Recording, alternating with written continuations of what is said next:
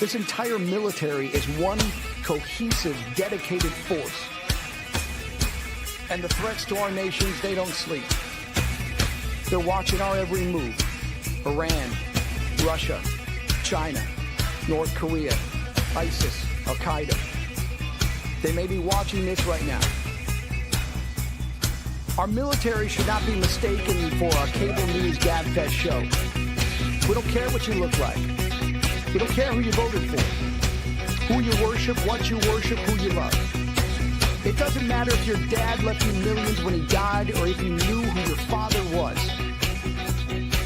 We have been honed into a machine of lethal moving parts that you would be wise to avoid if you know what's good for you. We will not be intimidated. We will not back down. We don't want war. But if you want war with the United States of America, there's one thing I can promise you, so help me God. Someone else will raise your sons and daughters.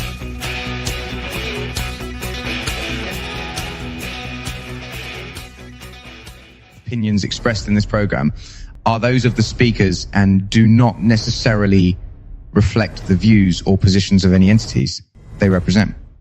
Find us on the web at mbradio.us.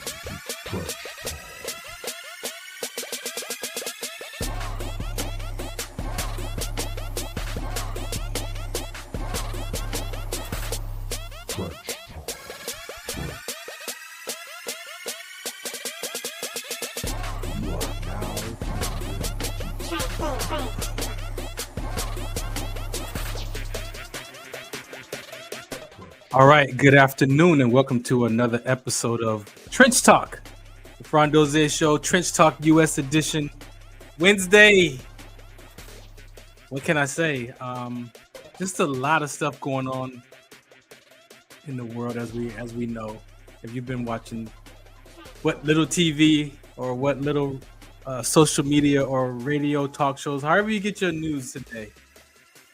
There's just so much going on in the world today, and so this episode of Trench Talk US should be interesting. I am not into politics, even though I did serve in the military and I'm a part of this government system.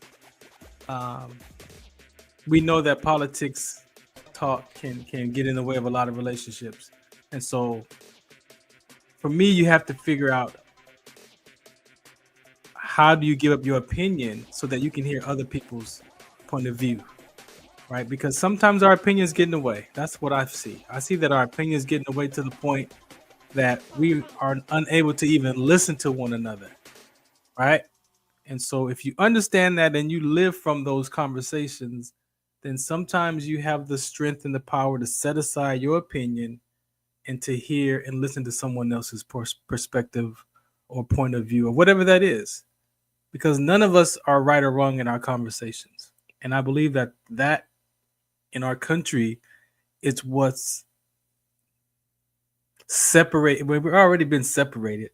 We are, if I say we're United States, that's a capital U and a capital S, small U, lowercase United States, because we are not connected in a way that just look at the results, look at the outcomes in the world, right? So we hear it, we see it. Is the whole U.S. that way? Probably not. I could tell you, I could talk to my neighbors right here in my own neighborhood, and we don't have no differences in opinions or anything. So who really controls these airwaves and focuses on these kind of topics on a globalization perspective? So for me, it's like, okay, so how can I use my platform? How can we have these conversations in a way that we can share information? Look, we all, doesn't matter what nationality you are, it doesn't matter what your skin color is, male, female, we all have the same worries, we all have the same concerns, we all deal with similar or the same circumstances. We just might respond or react differently because of how our environment has taught us how to respond. And sometimes our environments don't teach us, I won't say the correct way, but again, our environments teach us the best way that they know how to survive this world, these world systems. And so they're not wrong. However you grew up and what your family taught you about Democrats, Republicans, the United States, the president, the electoral college, like whatever they taught you how to think about those conversations, you might want to go back and rethink to see if that's how you think about those today. And that's fair. I had to do that for myself. Yes, my family, my parents taught me the best that they knew with whatever and what they had. However, I had to figure it out I had to go at some point and figure it out on my own. So today we're going to have some conversations like that. I got Big Dre in the building who's going to be hanging out with us, of course. But my first part of the segment here is with a dear friend of mine. We met on social media a few years back. Andy Chan. Had a great conversation with him and his son. I have a conversation called Life of a Series.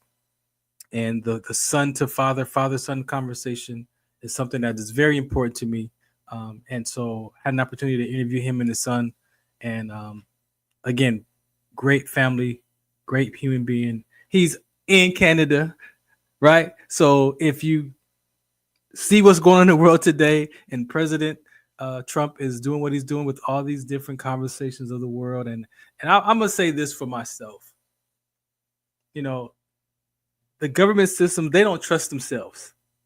They don't trust themselves anyway, right? Because each system oversees that branch.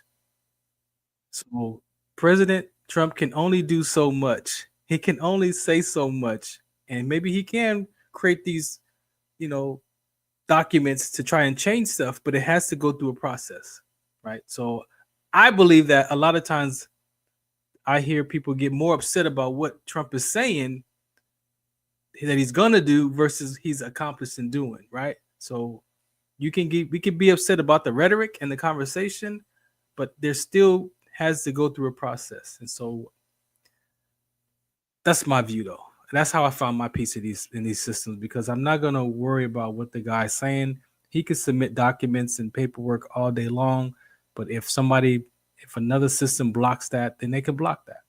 He doesn't have that much power, not from my standpoint. So enough about that. Let me play this public service announcement. I got my guy Andy Chan here who's going to talk about some of the conversations around these United States, capital U or capital S, whichever one you want to say, lowercase u, lowercase s. All right. But this is the Farron Dozier Show, Trench Talk Edition, right here on MBR platforms. Make sure you go to mbradio.us and check out all of the other veteran topics, the veteran shows. This station is giving veterans a voice. I am a veteran myself. And yes, this microphone here has played a huge part of my life the last 14 years of how I found my space and my voice and a passion to have these kind of conversations right here on the Farron Dozier Show. Some of us still carry the burden of battle. It threatens to drown us in our everyday lives. In battle, we had our weapons and combat gear to keep us safe, to keep us confident. But when we returned home, we were not armed with weapons and gear to cope with our own minds. I was lucky to find my combat gear, my mental weapon, and it's called Calmago. Calmago is a drug-free device that allows you to achieve calm in less than 3 minutes in moments of anxiety, stress, anger, panic, or insomnia. Not with medication, but rather by activating the parasympathetic nervous system through breathing regulation and multisensory stimulation. A recent study has shown that Comigo decreases PTSD and anxiety levels in veterans, helping those who are suffering and having a long-lasting effect. Visit Comigo.com to learn how you can get Comigo through the VA or with a special veterans discount code. All right, again, welcome back to the Farron Dozier Show, Trench Talk Edition. Let's get this party started right here. Let me bring Mr. Chan to the... What's happening, sir? Hello, hello. How are you? I'm good. How you doing today? Not too bad, not too bad. Thanks for the invite. Yeah, thanks for hanging out, man. I appreciate you. So, go ahead and ask me the questions, and I'll give you the best answers I can. Yeah, from a very Canadian perspective, by the way. So let's first introduce yourself to the people who are watching, and like I said, we'll get started. Sure. Andy Chan. I've been a financial advisor in Canada for coming up on 19 years now. So it'll be 19 as of this October. I've seen a lot. I'm a big fan of following the money. So recently, I think you saw my post, which was about the BRIC currency as well as cryptocurrency, how that's going to affect us. And it's just a matter of we need to start following the money and understanding that sometimes if we decide to do what's known as great results, but it's short term. It's the same as if you've ever seen a new CEO, and that's what is the issue right now. Donald Trump is coming in and treating America like a business, not a government. And that's the issue, because very short term CEOs in North America and Canada, being part of North America, and even in Mexico, they get paid based on quarterly results. They're not paid on long term, because by the time what they do is going to benefit, they're no longer in office. So that's one of the reasons why I've always been a big fan of, even though I'm Chinese origin, of Japanese vehicles. Because Honda and Toyota, the way they design their vehicles, we all know they last longer than the domestic 3 or domestic 2.1, as Chrysler is no longer owned by North America anymore. It's part of Stellantis now, right? Right. So when you follow the money, you understand that short term, this is beneficial, but long term, it's going to be very harmful. By placing tariffs on your closest trading allies. So I posted a few things on here, and if you want to grab them off my page, you'll be able to see that in the past, China's major trading partner was the U.S. At one point in time, and I didn't put the graphic up, but at one point in time, about 80% of all China's trade was the U.S. That's no longer the case. So that's one of the reasons why, from my perspective, in following the money, I don't know Donald Trump, but I know in looking at the numbers why it makes sense to tariff U.S. tariffing Canada and Mexico right away, because we're the biggest trading partners, and it's a deficit. Yeah. So let me ask you this. Let me ask you this before we get a little bit deep in this conversation. When you say, and you kind of pointed out a little bit of it, when you say follow the money, what are you asking people to look at? What are you pointing to when you say follow? Because I do believe that, looking back on a lot of the different presidencies that have been through these terms, the decisions that they make are life. They're like 50-year decisions to unravel. Like, right? So I see when you said the long-term effects and the short-term effects, these long-term effects, we're still dealing with stuff from the 1980s of Ronald Reagan. Right? Yes. You see what I'm saying? So the trickle-down economics that has been proven not to work. The fact that so America had its greatest, absolute best years when the highest marginal tax rate was in the 90 percentile.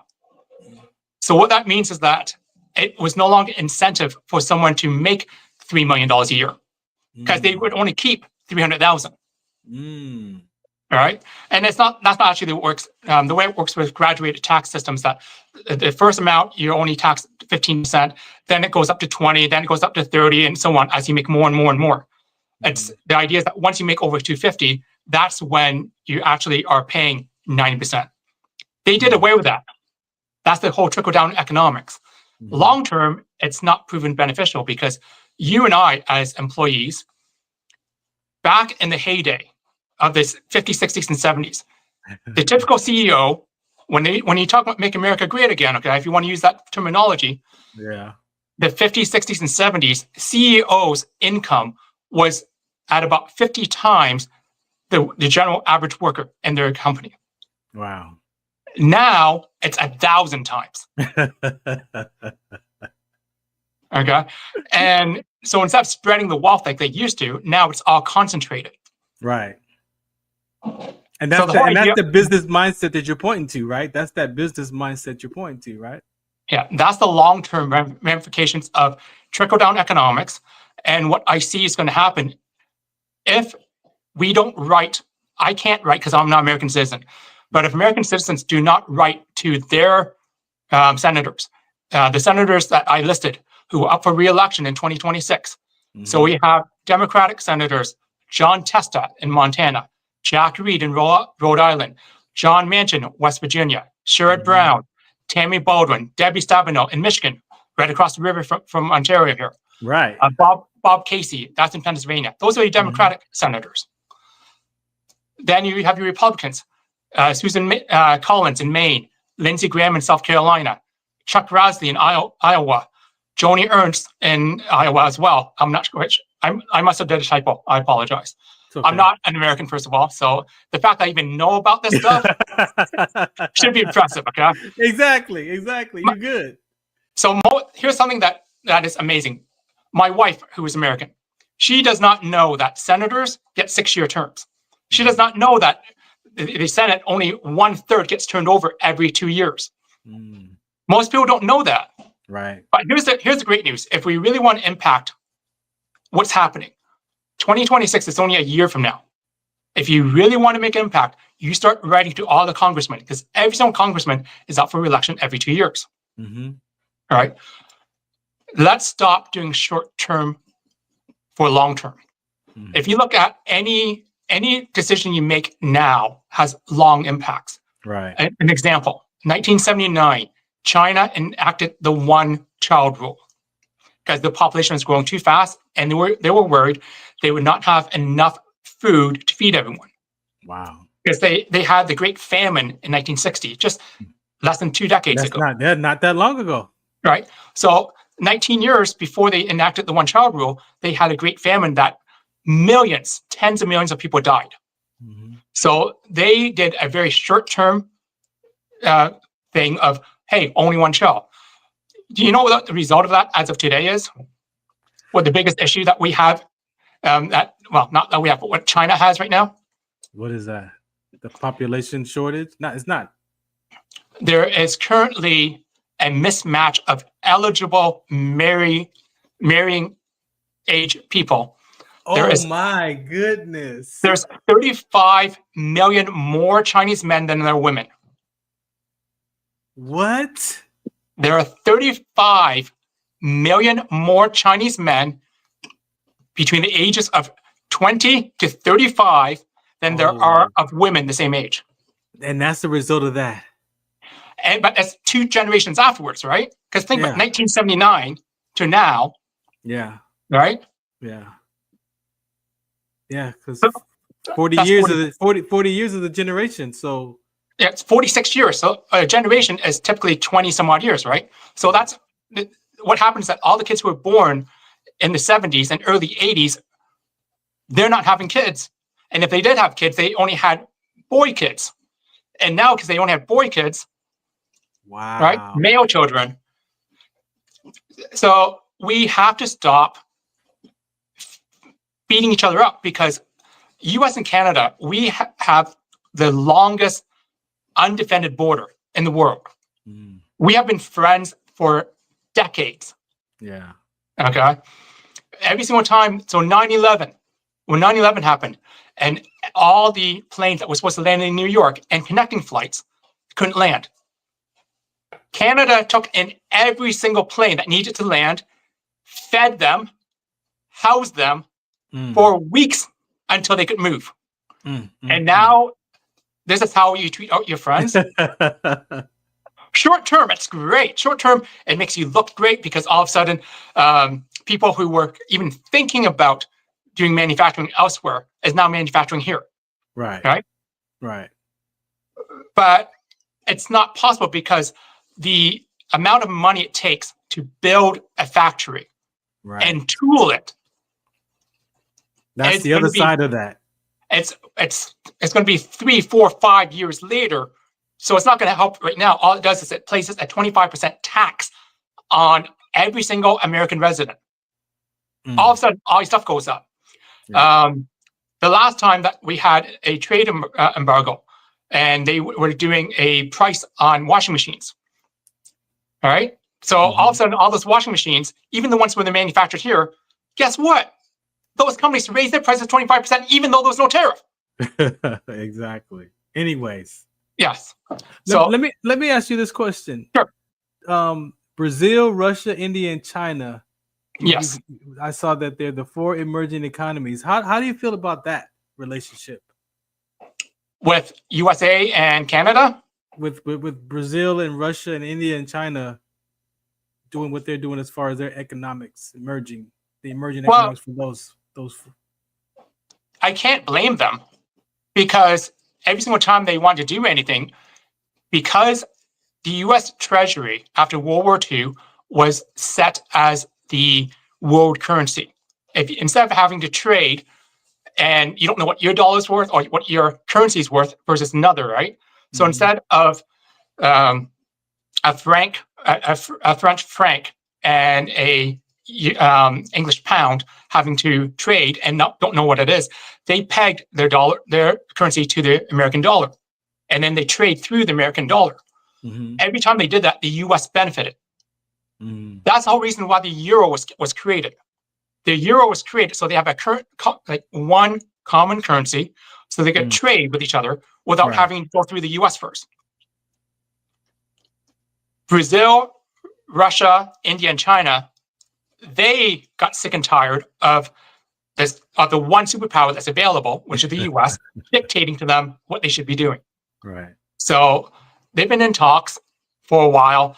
I predict they will eventually do it because China and India alone represent half the world's population almost. Right. And they're sick and tired of being dictated by a totally different culture than them on how they should do the mandates. Here's a real crazy thing, okay, that most people are not aware of. China, because they were always being dictated on how to do things. Over the last 35 years, they have slowly and progressively done direct trade with over 20 countries, bypassing the U.S. Treasury altogether. So that's why U.S. can't really tariff, and that's the thing that brought me to my knees and thinking, how crazy is this? Right. Why would you raise tariffs by 10% to China and 25% to your best friends? It's almost like, you know what? I can't walk down the street and knock that guy up the side of the head for money, but I'll go to my neighbor and steal his lawnmower. That's how it feels right now. And the long-term ramifications is that I have a lot of friends who, being in Ontario, it's cold. A lot of them, they have property in Florida. Right. So all the retirees.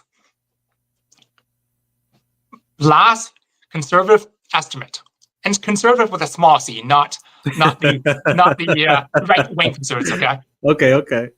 So a low estimate right now is that 1 in 5 Canadians are selling the properties in Florida and looking to buy outside of the U.S. Oh no. 1 in 5 Canadians who own property in Florida have now decided, if you are going to be this angry and this bad to us as your best friends who took and all your Americans who were stuck in the plains, who couldn't land anywhere, and we fed you and we housed you and we clothed you because you had no clothes because everything was just stuck. Because a lot of times people don't realize this. your plane might arrive, but your luggage is on another plane because they just shift things around, right? Right, right. So some people who didn't have the luggage had no clothes. Canadians gave everything to the Americans. We sent thousands of firefighters to help with your fires and after 9/11. So this is just short-sighted.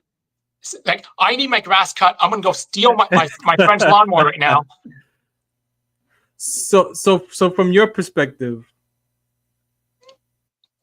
what do you see the United States and Canada should create a way to become allies versus competitors? Well, we've always been allies. That's the silly thing. But you're saying that it's right now there's a fracture. How do we restore that? Well, the problem is that we have someone who is too prideful to admit that they made a mistake. You don't go to your neighbor and steal his lawnmower and then expect him to be friends with you anymore. Right? And that's not your neighbor. Your neighbor might forgive you, okay? But the kids don't. If you've ever seen, I like that. Yeah. I like that. The kids might not forgive, but the neighbors, the dads can forgive, but the children might hold that against each other. Wow. Exactly. Andy, I like that, Andy. I like that. Exactly. And so here's something that's interesting right now. There are pictures on social media that I have cross-referenced and confirmed from throughout Canada, and specifically in Windsor, Florida strawberries. Okay. They were on sale for $1.99. Canadian dollars. They were left to rot because Canadians are choosing not to buy American products now. This is not a tariff. They're not even buying it. Period. There's a group, this Facebook group right now, listing every single product that is American made versus Canadian made, and people are buying Canadian products only or European products, anything but US. But US product. Wow. So you're saying in one hand, he's trying to so-called save US money. At the same time, we're destroying relationships. It's good for today, bad for tomorrow. Yeah. And that's the problem. When you have a president who has always been a businessman, businessmen get paid quarterly. CEOs get paid quarterly bonuses. But that's what people wanted, right? I heard people say that, hey, he's a businessman and that's how we need to run this country as a business. But he clearly, there are some unforeseen consequences, as you said, running a country and in a business perspective versus how it's, you gave it another term for it at the other side of that, how it's supposed to be ran as a government. Yeah, as a government, yes. Yeah. So, for example, here's something that most Americans I find who are not in healthcare get very upset with me when I say this. Healthcare should not be a moneymaker.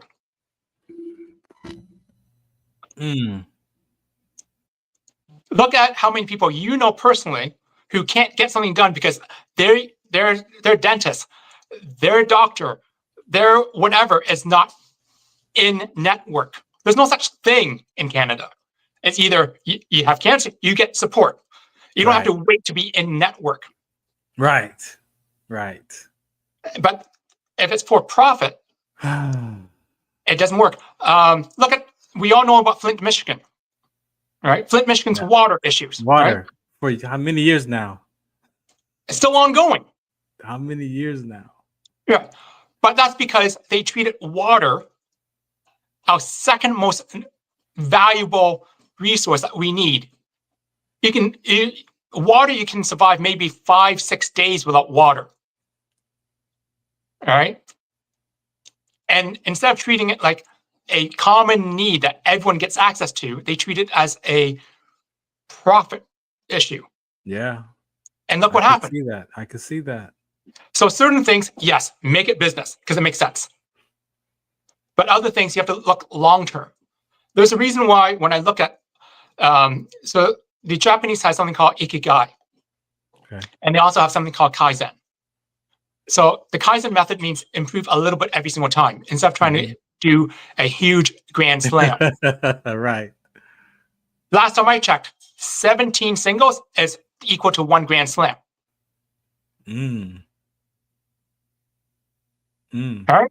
Either way, it's Baseball. 4 runs. Baseball. Either way, you get 4 runs, right? Either way. Or you can do a great big Grand Slam. It's much more spectacular. Gets Right. a lot more attention, but still only worth 4 runs. You know, before I let you go, Andy, man, I like your points, because I tell, when I do talk politics and about these global systems and these conversations, for me, there is such a psychological warfare that's really, for me, on the back end of that, what you're pointing to, right? And even in the analogy of baseball and Grand Slams and runs, either way, it still counts as 4 runs, either way. Yeah. But do you want this extravagant, 4 runs, or do you want to make it work gradually, process it, it's a different experience. That's a different experience. I'll leave you with this, okay? Because I know that you're ex-military, that you're a vet, okay? Let me ask you, what's more effective? A surgical strike with a sniper, all right? 1 bullet, 1 hit, or just bomb the whole town. Either way, you get the result of the one guy, one dead, but there's a lot more collateral damage. Yeah. That's the issue right now. Yeah.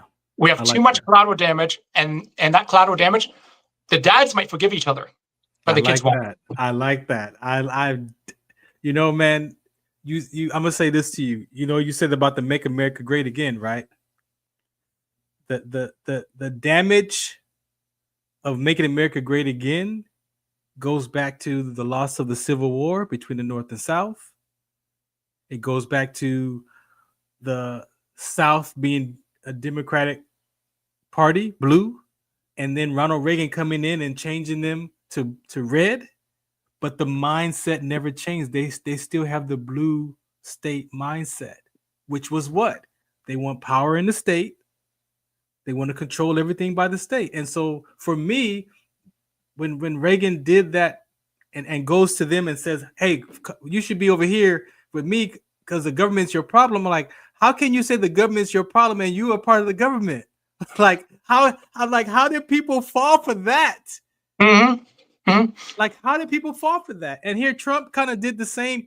To me, he spoke to that same fracture when he ran the first time and got everybody riled up. But here's my point.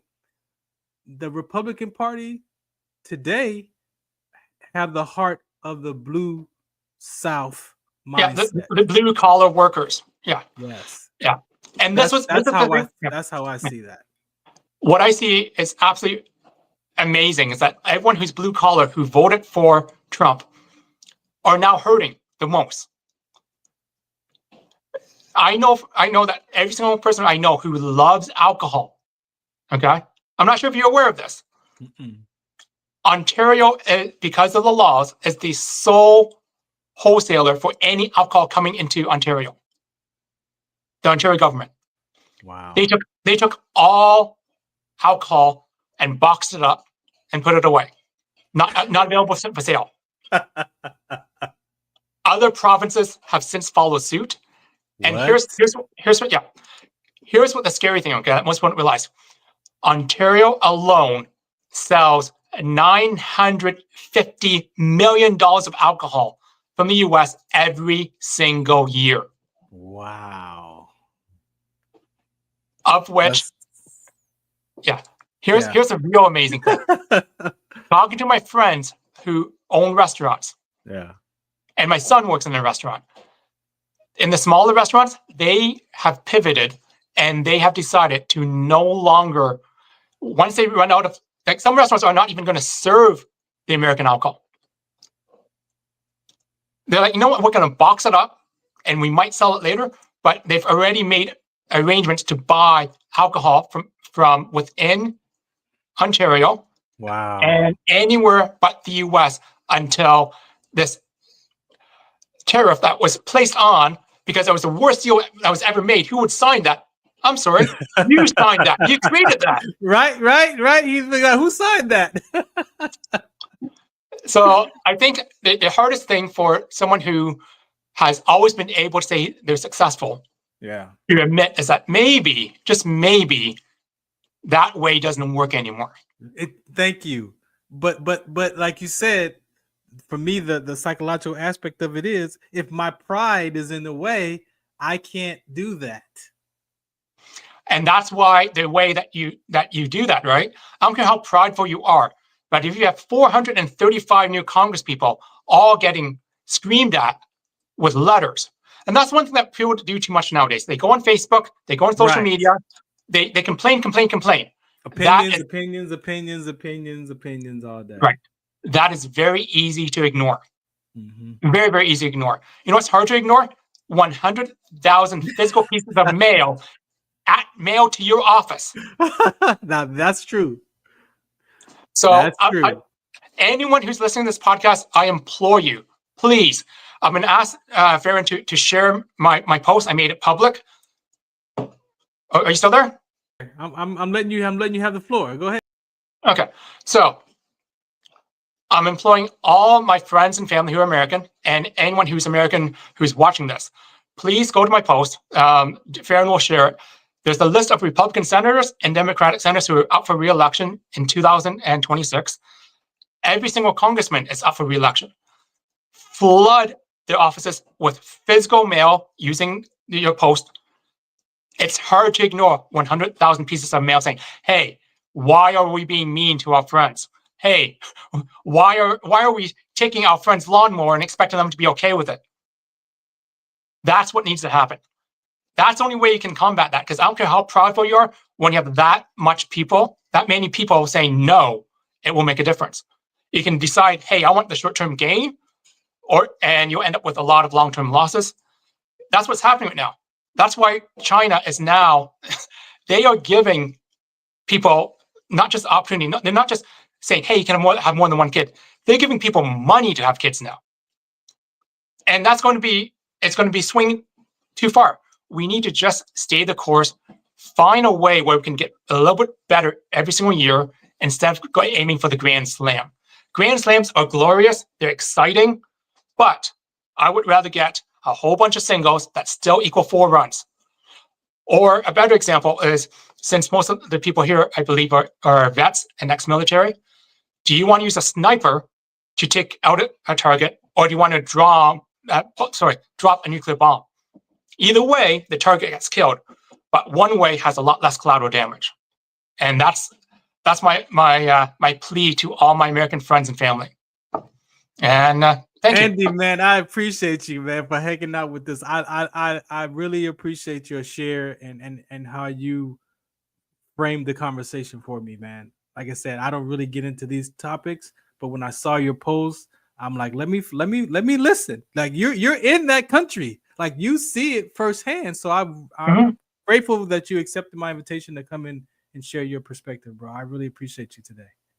You're very welcome. Thank you for the opportunity. And the thing that people have to remember, politics, forget about being right wing, left wing, okay? We're all human. We have more in common with each other than we have different. Thank you.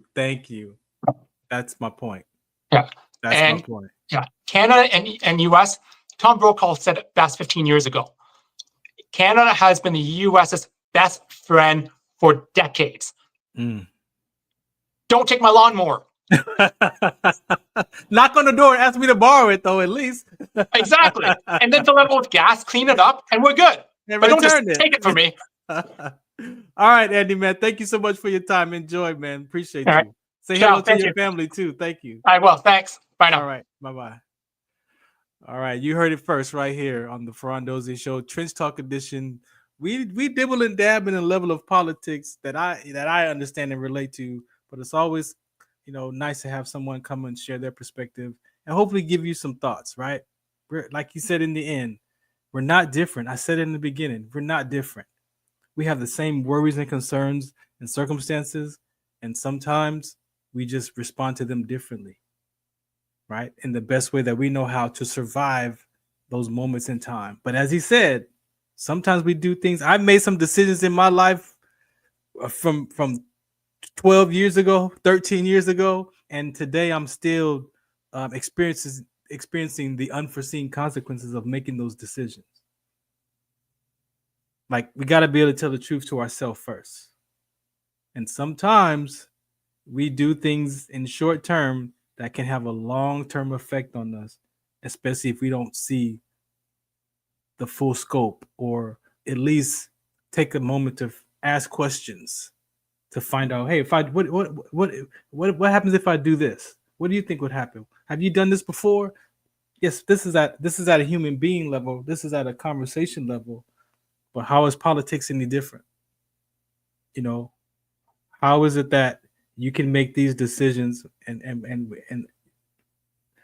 we give our vote away, and it gives them the power to make these decisions for us in one perspective, right? So I'm gonna leave it alone. Andy said it all. Appreciate him. I'll come in right back with my guy. Big Dre is here. We're gonna get into some more Trench Talk edition. Life Tour Sports, Bags of Canvas. This is might be a little. No, it might not be a little bit more lighter conversation, because we don't play around with it. So right here on the Farron Dozier Show, Trench Talk US, MB Radio, all the platforms we're streaming on, Facebook, the Instagram. Just check it out. Just Google MB Radio. Shout us out. What's the count?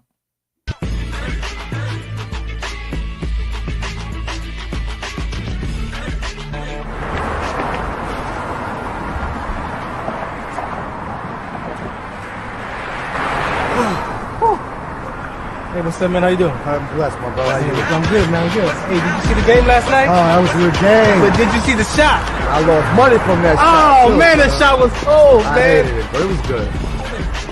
Damn. What's in those jeans?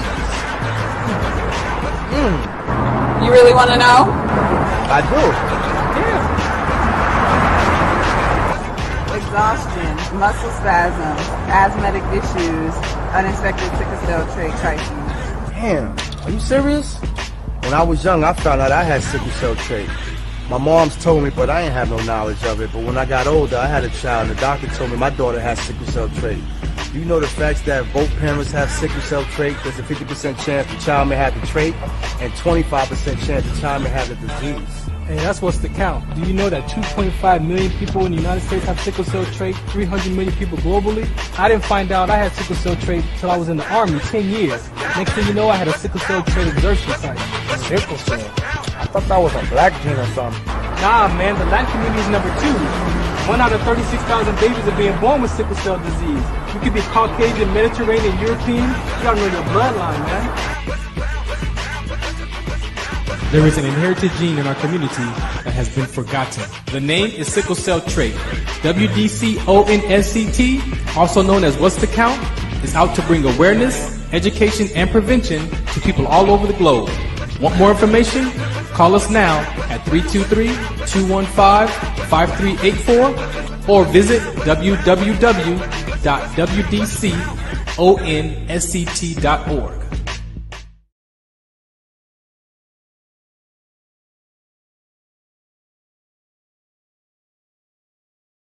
Zetovia salve, made from natural and organic ingredients, good for inflammation, poor circulation, hemorrhoids, yeast infection, lip sores, dry coughs, eye pain, minor cuts and bruises, and ready to purchase at botanicaherbalco.com.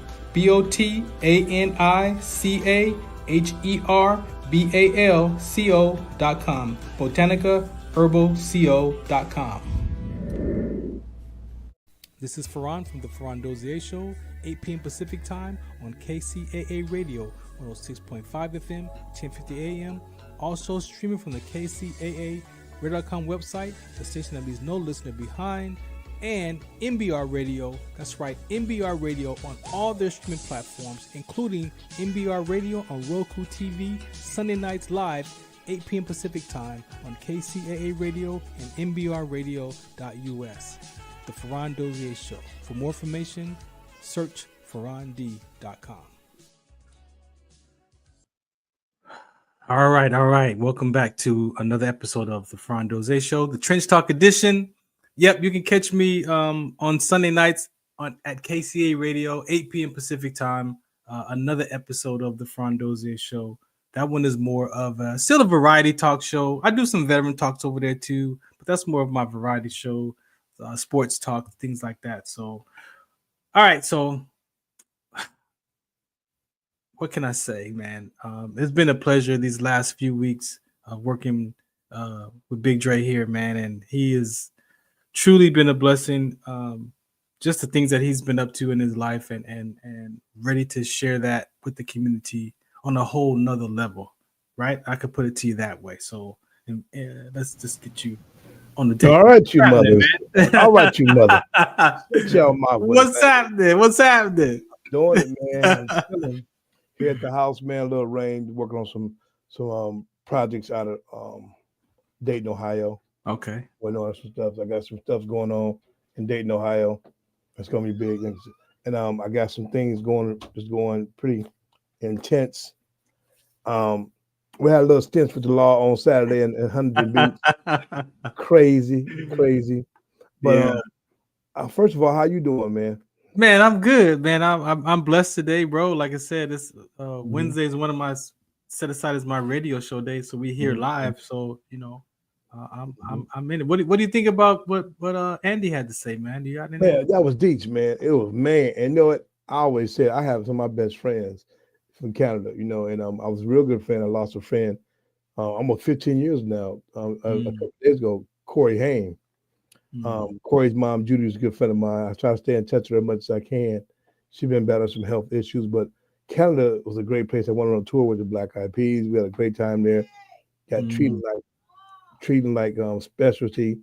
But it was just, like I said, the president is who he is, man. We can't stop what this man is doing.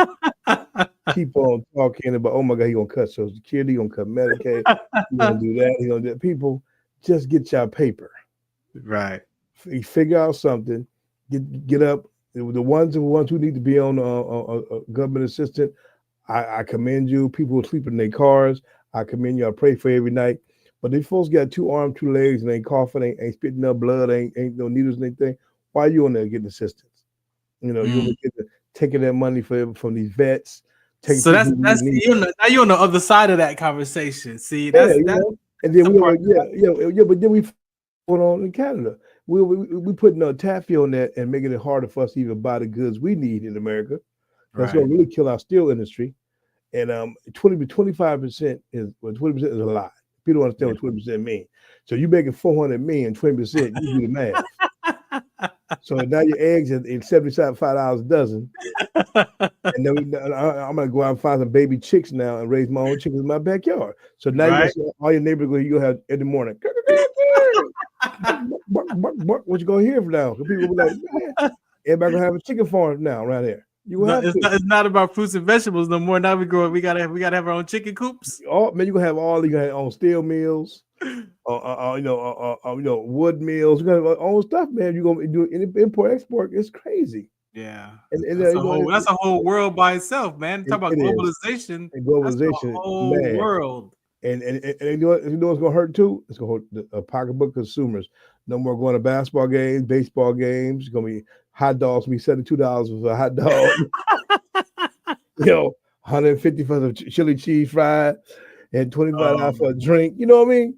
So a family of 4, that is a brand new used car. A used car by the time you go to a season of events. Yeah, exactly. And don't go to Disneyland. You probably pay for a mortgage.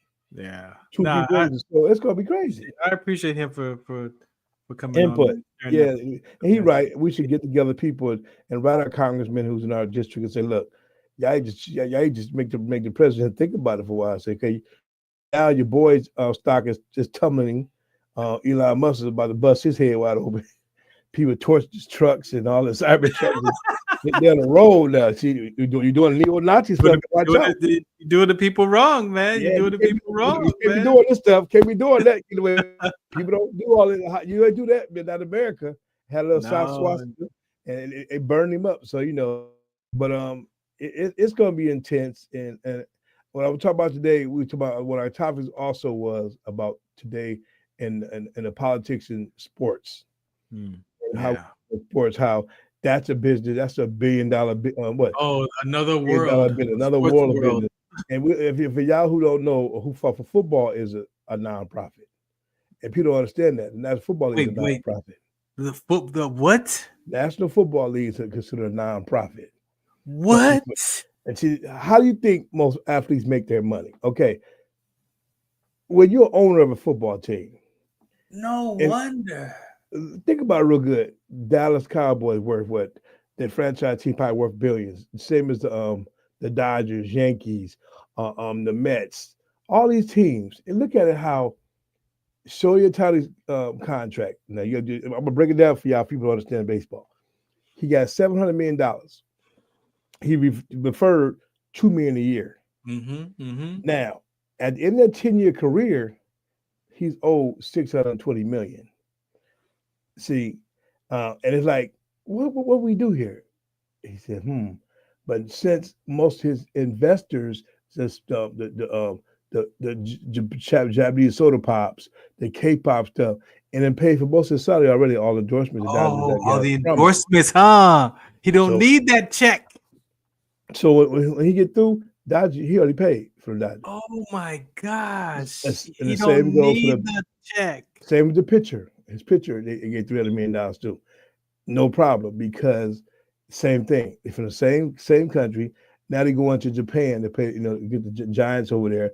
That's another probably close to another $300 million to go over there. They probably paying the Dodgers arming and can feed 17 countries to go over there and play 2 games with the Giants over there. So think about it. No way. Now you fast forward the baseball. Basketball. Most team owners ain't worth no $25-30 billion. No. Most of Magic just hit the $1 billion club. But Magic put $500 million into the Dodgers, another probably $300 million into the Commanders. He $800 million strong. He only worth $2 billion. Yeah. Now most of that could be liquid, or it could be mostly liquid. So out of it, yeah. So now you do all the things you do, all the sponsors that come in, Coca-Cola, Rocket Mortgage. Chime. That's where the money is at. Come on, brother, follow me on this. I got it. Andy said, "Follow the money, man." So didn't you look at boxing? Now we're gonna break down boxing. Come on. Boom, and then I'm gonna say boxing for last. We're gonna talk about NBA. And see, NBA used to call it Negro Basketball Association back in the day. All the brothers didn't take it over. I call it Nepotism Baptist and Association. What I call it now, Nepotism Baptist Association. All they're doing is a bunch of narcissist owners.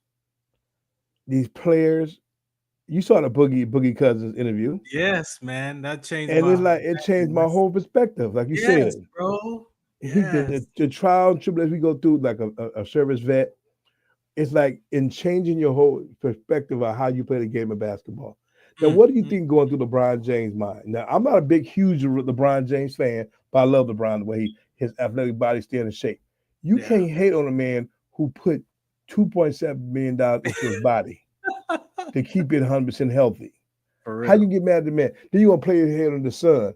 That's his son. That's his blood. Stephen A. Smith needs to sit his butt down somewhere and stop always doing things. If you have never, ever played a sport of basketball, baseball, football, hockey, whatever, you should have nothing to say but be quiet and be a business. Especially at that level. Thank you. So the same way being a vet. If you ain't ever dropped a bomb or threw a grenade or shot at somebody, how you gonna tell anybody how to live life in the military? No. Baby killers. We came back from Vietnam. My uncle was called baby killers. Right. What baby? He said, what baby did I kill? He said, even in Vietnamese action, why are you brothers over here? Yeah. Just like Ali. We ain't got nothing against them, but we're to fight for our country. So you can't get mad at us. Yeah. So it's a big, like I say, every sport is not considered a nonprofit. And look at it. Most of them being paid by the endorsements. If I say, if you if you was a smart ball player, you ask for, okay, I'll take 3-year deal, $50 million. Now, once Nike gives you that $20 million, or Jumpman give you that $20-30 million, or Body Armor give you the $100 million, Reebok, guess what? Your salary's already paid. Do the math. That's free money. You think Vanessa Bryan, is over there boo-hooing? Kobe's No. body armor, his body armor paid every bill she used to pay off. the body armor, he had a check. I heard for it was like 600, if I might be wrong, between $600 million. She didn't know about. He had stock in that company, and ding dong, Vanessa Bryan, here's a check for $900 million. Huh? Where does money go from? Wow. So she's trying to figure. So all she gotta do is stay sexy, mess with the pool guy or the gardener. The gardener. Or have a boyfriend named You Luther. crazy. You crazy. Anything crazy. and she's set for life. She has the kids taking care. The kids taking care of from all the stock from all that and the mama mentality. So we thought people always say some kind of conspiracy in everything we do in every sport we do. I'm like this. I'm a realist. All these guys who get these pod shows, I love the Matt Boris and Steven Jackson show. They real with it. You're the readers. I'm a big fan. I look at these ball players. You want to talk about how bad they did. Everybody who played at least 5 years or more and at least put up good numbers deserve to be in the Hall of Fame. Mm-hmm. That goes for baseball. But Barry Bonds, you can say what you want to say. Barry Bonds was one of the best home run hitters of all time, next to Hank Aaron, Babe Ruth.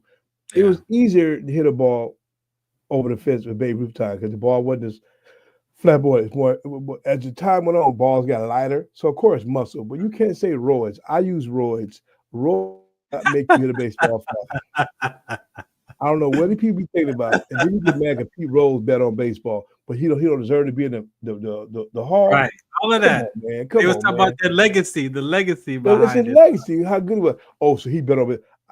Show me what did God tell him? Show a man without seeing casting first stone. That's right. Nope. Show me one person in baseball, basketball, football, and never betted on no game. Yeah. And I'm not gonna say Can't throw no rocks. I'm not gonna say a Tony now. The Tony thing with his interpreter. We both know. If I got an interpreter and I don't realize he took $18 million on my bank account, the manager should be fired. The accountant should be fired. Everybody should be fired. So you can't say, give that man 10 years in federal penitentiary for him taking my $18 million out. How about this? Shut the hell up. Here's $10 million and go about your business. Okay? We know Tyler's a good baseball player. I can take it from him. Yeah. But Tyler knew about what was going on with the guy betting on baseball. He knew about it. I bet. I know. So don't sit up there. And then we got referees getting paid off to be coaches and with friends with coaches. I'm trying to tell you, bro. This political world of sports. Yeah, so it's weird. So the situation you went through. Now I want to enlighten everybody about what happened with that. Yeah. So I'm not upset. I'm not even complaining. However, I do own 3 ABA basketball teams, right? And you got a fourth coming later next year. That's franchise. There you go. I'm trying to be an owner. There you go. There you go. And so the Inland Empire Hounds in San Bernardino County were number 2, number 5 in the whole ABA at one time, number 10 in the whole ABA. I believe we ended the season at number 10 spot or 11 spot out of the whole ABA league this year, up against the number 1 spot down in San Diego. There were some conversations given to us that there could be a referee down there who's friends with the coach and the owner from some childhood past relationships. Rumors, because I don't know if it's true. So that's why I'm like, whatever. Speculation. Allegedly. They're good on that word. But to the point that it gave us information to be aware of how the game is going to be officiated down the line. Because now we're playing in the division championship, right? Gotcha. And so we go down there and we play that game. And after the game, we got footage. We reviewed the footage. And there was some calls that if you look at the film, there was no contact, but there was a foul called. There was no backcourt violation, but there was a backcourt violation called. Bad register. Bodies, IE Hound bodies all over the floor. because we're outsized. But allegedly, I got you. Allegedly, so the last Mhm. stretch of that game, the momentum shifted. Mhm. We was up from 30 something points Mhm. down to the last 9 seconds, Mhm. and our guard, they brought the Mhm. ball up, 9 seconds on the clock. He Mhm. gets it down to 2 seconds, steps back, and And takes knocks the it. three. And knocks it. Takes the 3 and is counted as a 2. We lose by 1. Mm. And so as an owner, it's very disheartening when you Mhm. have information, you have the Mhm. footage, you do what you're told to do, you got to play the game, record the game, submit the footage, and Mhm. then this is the outcome. And Mm. I know they wasn't going to overturn the game. Like I know Mm. that. Wow. That would be a fracture. That would be a fracture on the whole integrity of this league. Yes, it will. However, how do you not know if favoritism is happening? Well, you How definitely do know. you not, You know. right? But with the footage that we have, you can clearly see that these calls were not effective calls. They were not. They were Mhm. not the right calls. Now I tell my players and I tell my teams, if you're dependent on the referee to win a game, you already lost. You already lost your brother. And I hate to say that because But it's in true this fact, in this league, people battle with the refs. We argue with the refs. The only one should be Mhm. dealing with the ref is the coach. all day long, not That's you. it. Not you as a player. But if Mhm. you're dependent on the referee's cause to win a game, whether they're friends or not, Mhm. you still, to me, you're on the downside of that bout. Wow. So I'm going to the owners meeting this year, like you said, Mhm. as owner of these teams and part owner of 2 other teams. I just got to have some understanding. Somebody's got to give me some insight. Somebody's got to give me some rules across the board on how this league is going to be effective. Yeah. Because I want to have teams in this league, and we're up against. It's bad enough we're up against ourselves On top crashing, of it. our own players crashing out on themselves. Then you got to have stuff like this Mhm. that's possibly the integrity Wow. of a game officiated by people who know each other. Mhm. Like I sat with that yesterday and I was like, even subconsciously, you could probably be like favoritism, not even realizing that you're calling these plays, these Yes. fouls Mhm. subconsciously. And I'm Wow. like, if you know that as a league, why allow that official to be a part of that game? Amen. Especially in the championship game, especially when you know that you've had some conversations about Mhm. this. Even when we came to protest in the beginning, you should have been like, well, let me find somebody else so he's not even involved. No, you want us to play the game while he's involved Mm. to see if we're correct or not. Wow. And we feel we're correct. But again, as an owner, as it's like I'm not surprised, but it's very disheartening. You're not surprised. I'm not surprised, and it's very disheartening because guys are competing. We talked about the chasing the hoop dreams. We talked Mhm. about the identity. Mhm. We're trying to win. We're chasing the championship, and there could be a slight fracture in the of all people. Not the guy on the clock who could slip in extra points, Mhm. but the official himself Mhm. could determine your fate. Mhm. Nah, that's not cool, bro. It's not cool at all. That's So, not cool. see, the whole game of politics of basketball is what we make of it. We do some things, and we don't understand why we elevate ourselves when we do, and that's why sports. The point now, these kids have hoop dreams. For those out there, understand what ABA was. ABA was the first American League basketball.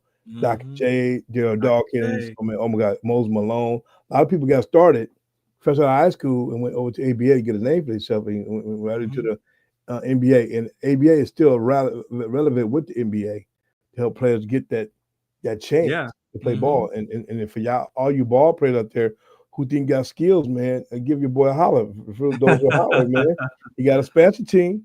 You know, even some retired ball players who played for like 2 or 3 years just want to go out there and keep them legs fresh, stay young, get in the game. You know, and it's a shame that I played ball. Baseball was like I got discovered. Ken Griffey Sr.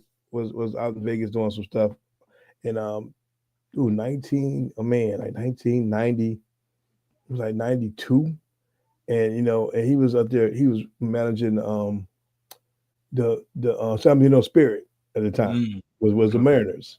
Okay. And I was in a softball team, you know, underhand fast pitch league called the Hot Doggers. We was undefeated, and I had a ACL injury and also a pain in the hell, a nagging hamstring. Hit 3 home runs that game and 2 doubles. They were like, "How can a man be in that much pain hitting monster balls like that?"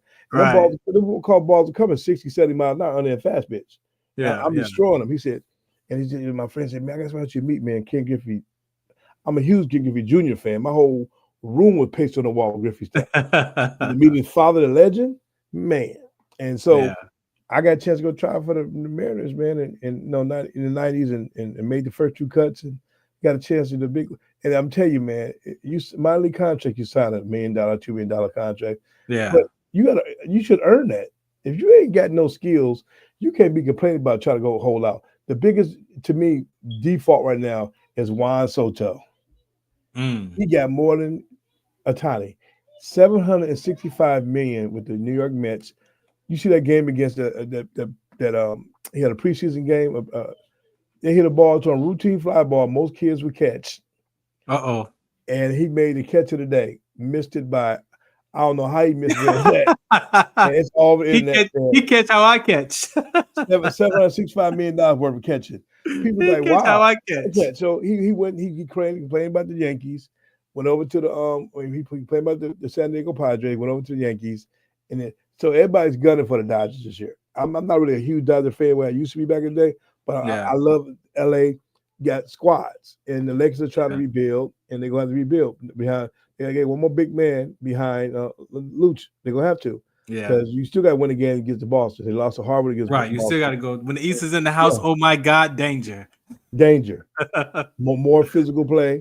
See, LA West Coast like I'll break my nail. I got to be out for 7 days. Right. I break my I got a big toe hurting. I know who you talking about.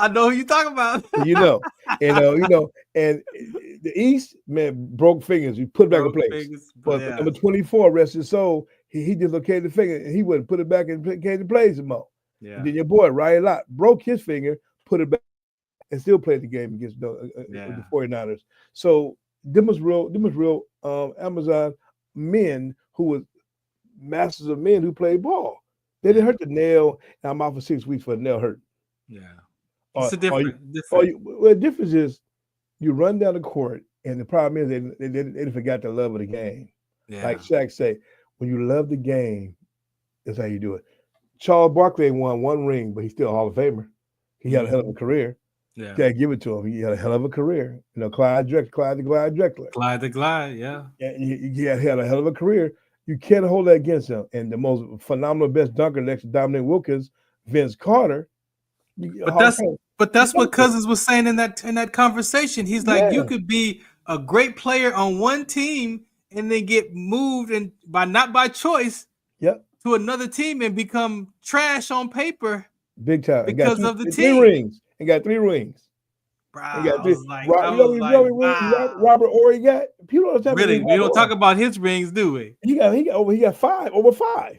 And if you look up like, well, is he in the hall yet? Yeah. Exactly. Politics. It's like who's the best of all time? Hands down, 50,000 points scored, LeBron James. You can't compare the 90s to the 2000s right now. No, you can't. Jordan had 102 fevers, still played, hit 40 points in the game. Every generation has their guy, and we should just leave it at that. He's the one. Every generation has their guy. He's one. Him and Kobe, to me, they both own that together. Yeah. generation. Not just LeBron hit 50,000. You keep forgetting people. He had 4-year head start over Kareem Abdul-Jabbar. Kareem had to do 4 years at UCLA before he went to the pros, people. So LeBron should have broke that record. He had a 4-year head start. And I think you should not let them kids go out of 2 years out of high school and go to pros. They should at least make it do 2 years of college and then come out, because that's the problem. Yeah. They come out to the streets of money. When you come from the streets and you get a $50 million deal, woo! You know what happened with the streets with it. I'm getting all the Gucci pants, shoes, underwear. We talk about financial literacy, all right, huh? Yeah. So, I thank God for it, man. But like I say, it's an honor to be on the show. And for those who don't understand, we have a show on Sunday nights. It's bags, bags to canvas. Bags to canvas. And we doing the address. I got the address now of the grand opening of the Hammer and Nails. Oh, man. 121 West Olympic Boulevard in the city of Santa Monica. And we're going to get the facials. I became a member. I got the $91 a month package. Got 2, and you go up to almost the 600. Get you 4 or 5 limited. They got a bar there. It's a place for men to go and just be men and enjoy themselves. So we're gonna be doing a live broadcast April. Shout out to my boy Fez, Russell, the CEO of Hammer Nails. He owns 2 locations. It's a franchise. If you interested, talk to him and they come out. All my celebrity friends watching this, come on out, man. Rock the carpet. You get down, sit down with me and my boy, Mr. Dozier, and talk about sports, boxing, everything. Man, so, let me play this PSA and come back and talk about some boxing before we get out of here, because we definitely want to touch on some bags and canvas. Again, thanks for listening in. This is the Farron Dozier Show. I got Big Dre in the building. Coming up next, some bags to canvas talk right here on MB Radio platforms. Shout us out, what's the count? Some of us still carry the burden of battle. It threatens to drown us in our everyday lives. In battle, we had our weapons and combat gear to keep us safe, to keep us confident. But when we returned home, we were not armed with weapons and gear to cope with our own minds. I was lucky to find my combat gear, my mental weapon, and it's called Calmago. Calmago is a drug-free device that allows you to achieve calm in less than 3 minutes in moments of anxiety, stress, anger, panic, or insomnia, not with medication, but rather by activating the parasympathetic nervous system through breathing regulation and multisensory stimulation. A recent study has shown that Calmago decreases PTSD and anxiety levels in veterans, helping those who are suffering and having a long-lasting effect. Visit Calmago.com to learn how you can get Calmago through the VA or with a special veterans discount code. Tune in to the Farron Dozier Show on KCA Radio 106.5 FM, 1050 AM. Also streaming from the KCARadio.com website on Sunday nights at 8 p.m. Pacific Time. Brought to you by Sports Collective TV, Sports Collective Radio, and Sports Collective Media. We got the Heme Factor, we got In the Zone, and we got Fourth Down in the 20-second timeout sports segment. All for you right here on the Farron Dozier Show on KCA Radio 106.5 FM, 1050 AM. Also streaming from the KCARadio.com website with my guest hosts Robert Lamar and Coach Will. Catch us on Sports Collective Media on Instagram and Facebook. And make sure you watch us Sunday nights at 8 p.m. on KCA Radio 106.5 FM, 1050 AM. Also streaming from the KCARadio.com website. Music, talk, sports, and so much more. The Farron Dozier Show.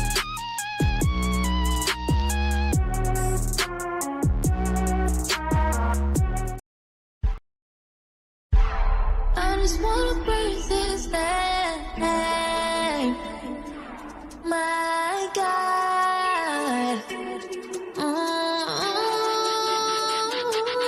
Lift this name up high, dedicate this life, give them all we got. We will testify with our hands held high, keep them up in the sky. I just wanna praise. I just wanna praise. I just wanna praise. I just wanna praise. I made it up out of the city, avoided the hate and the gritty. Me and my little brother, my lovely mother tried to make it easy, but we was some knuckles though. We used to let them knuckles throw. We used to let them chuckles go when we thought about the places we would go. Yeah, lights off. Yeah, no, really. Lights off. Yeah, no money. Lights off. Under the candlelight. All right, welcome back to the Farron Dozier Show on MB Radio. I want to say this before I bring Big Dre back. I appreciate MB Radio for allowing me to have this military talk show on their platform. I interviewed with them probably about 2021 on the show. I forgot how I even found the platform, and had a great episode. And they offered me to come here and have my platform and have my show. And I have quite a few, as you saw in the commercials. I have quite a few talk shows, and I have basketball teams. I have a nonprofit for sickle cell trait awareness. I'm working with EQ Athletics to teach emotional intelligence and hydration and sickle cell trait talks to middle school students and elementary school students. I work with Caldwell Williams on the LBI Solutions as his curricular trainer. I speak at church. I speak at my cousin's church for Youth Sunday. Yeah, if you look in my life from the outside in, you would say, man, that dude is busy. And I'm going to tell you this, I appreciate it because I had to remove the word busy from my life because it made me feel like I didn't have time for anything. Right. And so as a child, as a basketball player, as a person who played basketball, and then an identity comes into a soldier for 24 years, my brain is wired to do a lot of things at one time. We don't call it multitasking. You got to be able to function at a high up tempo mindset to be in the military, no matter what branch you're in, right? And so I appreciate those of you who care, and I don't know if that's a compliment that says I'm busy, but what I want to tell you is you didn't see when I was in depression and anxiety and despair and wanted to take my life when I thought that my life was over. So what you see today is a product of me figuring out what's next in my life and coming out of that depression and coming out of that anxiety to find what my new identity was going to be, or even start peeling off those identities. And so this platform on MBR, giving veterans a voice, like 14 years ago, I'd stumbled upon internet radio on Blog Talk 14 years ago. So what you see that I'm up to in life is something that it is an aspect of who I get to be. It's not what I do. These talk shows that I have on the various days of the week are a part of my life. They're part of my schedule. They're part of who I get to be in life. And guess what? Most of those conversations are across the board, the same topics that I talk from, right? And so I appreciate y'all, and I love the opportunity to be here and have those multiple shows. Each one of those shows is an expression of Farron. Each one of those shows are expression of what I care about, that what matters to me, and in what I feel that's important into the world that maybe doesn't get addressed.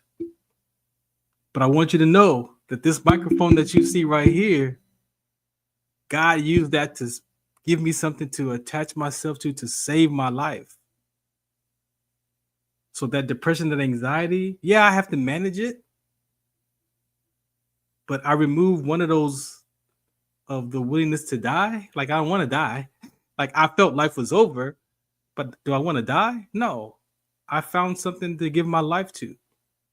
I gave my life to this country for 24 years. Now I'm giving my life to Christ. And yeah, I'm up to a lot of stuff, and I enjoy it, and I'm not busy.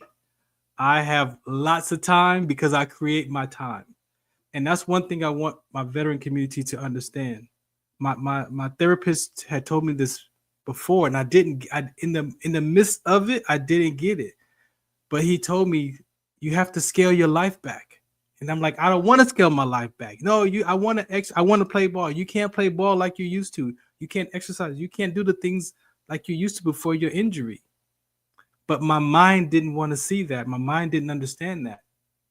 But what I'm telling you is, I'm sharing is, we have to figure out what's my relationship to time. What's your relationship to time? What's your perception of time? How do you view time? If you view time as not enough time, then you can cause anxiety today. If you live in the future of uncertainty, then you can experience anxiety right now, and your mind is already in the future that you can't control. So yes, I laugh and I have fun and we talk, but there are people's lives at stake.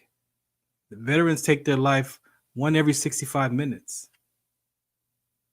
And a platform like this allows veterans to come here nervous like I was 14 years ago. I'm still nervous today. I don't have it all figured out. It might look like this is my first time on the air because I have no ego in this. I'm very humble.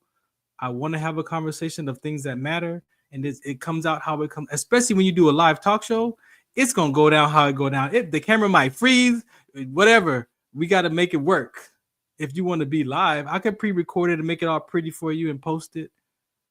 But this is real, and I don't edit my shows either. Go back 14 years, those shows come out how they come out. And so for my brothers and sisters on this platform of MB Radio, I want to say I appreciate y'all for the courage that it takes to come on this platform and share your story and interview people and figure it out on the court. Because for some of us, life was over.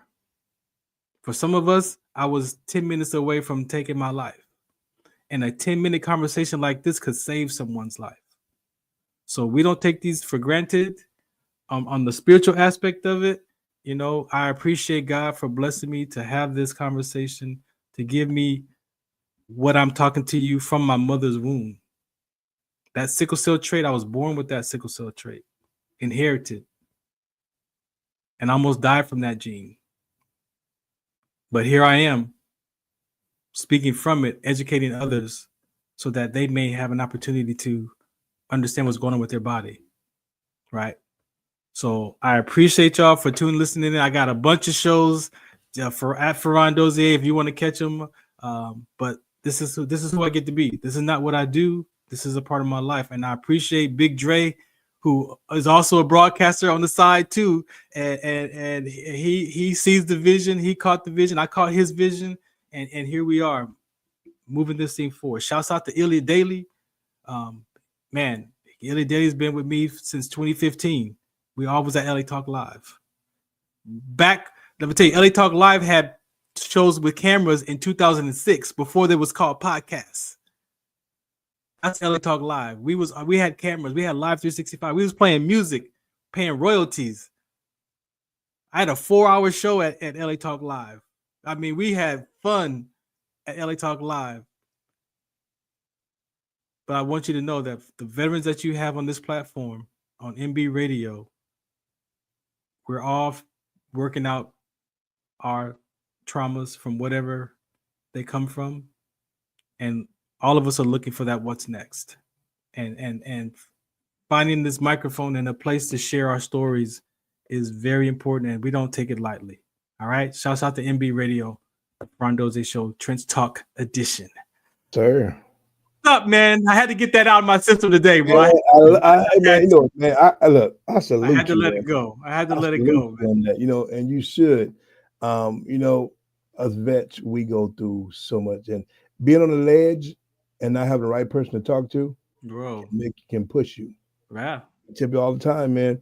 You and shout out to most of my females out there who get just we even go there.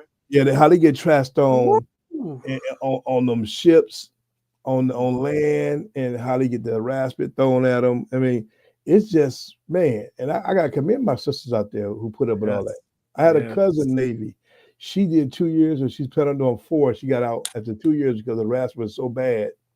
She got PTSD kicked in, and she had this knocking in her ears, and she couldn't deal with it. And she tried to fight to get her 100% now because she said, man, cousin, it was crazy.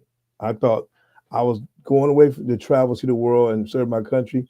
It turned into a brothel house almost. Yeah. And it's so important for us to make sure that the women veterans are acknowledged, because I have female friends, veteran females, that don't feel like they deserve or earn their ratings. They won't even go apply for their benefits because they don't feel like they earned that. I'm like, no, you served, you earned. You get it. Yeah, You get get it, it man. and go apply Don't for it. get This it. is very Yep. important. It's So- very important. So, we shout out to that, and we want to salute all our Yeah. brothers and sisters out there fighting for us to protect our rights as humans to vote, to sit up here and talk to you every day. That's for real. Like How we my got boy- here. Yeah, my boy How we Richard. got here. Yeah, all this. So, bless it. But like I say, back to that to our last episode. So of the bags next to time, yeah, canvas, bags to man. canvas. Bags to canvas. What do you want to say about the boxing? Okay, What the I got boxing world? 5 minutes of oops, damn it, why are we doing this? First of all, I'll give a shout out to my boy Sam Watson, one of the chairmen at PBC. Sam and him and Tom Brown from GBT promotions, Goosen Brown, these guys, and the late great Dan Goosen Tudor, who James was signed with, he had world challenge Michael Nunn, all those cats out there he worked with, and the boxing game has changed a lot over the weekend. I think a couple days we had a boy fought in Sydney, Keith Thurman. Oh my God, horrible. He looked so bad. He knocked the guy out, but you tell age is getting in at 36 years old. The power is not there, declining. Of course, 36 years old, that's considered a tree hump of oldness when you're 36 in boxing. And the game just got so Wait, you said a tree hump? A tree hump. I mean, that's how it is. It's like trying to get there, And it's like episode of Creed Part 4 or something, And like Michael G. Jordan did Creed. He had to actually box. He had to get in the ring. And he learned how to box. Right. One looked so real. Sylvester said, "You can't." And he fought in number 1 and 2. In that one scene, he got knocked out by Tony Bellows. Tony Bellows is a world champion. Yeah. And in the action scene, he said, and action, he got knocked the hell out. He got completely, it was a straight shot to the jaw. He was out. He said, woke up. He's all talking about it on Colton O'Brien, how he got knocked the heck out. And it's just a slide total. This is, if you're going to make it thing look real, got to be real. Got to be real. And boxing turned into like a circus because no one want to fight nobody. Oh, that's the problem. That part. That part. They don't want to fight nobody. Hell, the women boxing get better ratings than men's now. It's better when you got T-Rex, my girl, Carissa Shields, Angela Bogart, Alicia Bogart. Them two been talking crap to each other, but she don't want to go up to her weight class, and she don't want to come down her weight because you can't. When you're a big girl or a big guy, it's hard to come back down in weight because dehydration is not good for the body. It's not good for the kidneys. None of that. So the guy can say, I'm outgrowing my weight class. They go up a weight class, and every 6 to 7 pounds the next weight class. 147, 154 middleweight, 147 welterweight, 140 is light welterweight. So 10 pounds goes up. So you can't, whatever Bud Crawford finna do when he fight Canelo in September, which is already gonna happen, and everybody mama gonna be there. I bet us being there for the press conference because he's gonna put us in a media ring now because we got this canvas, back to canvas. It's gonna be a great fight. It's just to the point that boxing is getting a black eye because UFC talk crap, you're in the ring a month later. Right. And you at 154? Shut up. I'm coming down to 154. You kiss my ass. We're gonna fight. That's how it is. The boxing, your mama suck. That's the old day though. That was the old days though. Nowadays the kids say, I'm a kid. Yeah, you think you bet Javante? I got grease in my hair and I took a knee by accident. Javante, you should know better, boy. Either you was scared of that boy, Lamont Roach, or you just took a knee because your knee was hurting. He took that punch. It was like ding dong. Who's at the door? Who's at the door? Exactly. And took the knee and tried to say he got some activator in his eye. The girl said, I didn't put no grease in his hair when I braided his hair. Because he had that hair, that braids for almost 2 weeks before the fight was going on.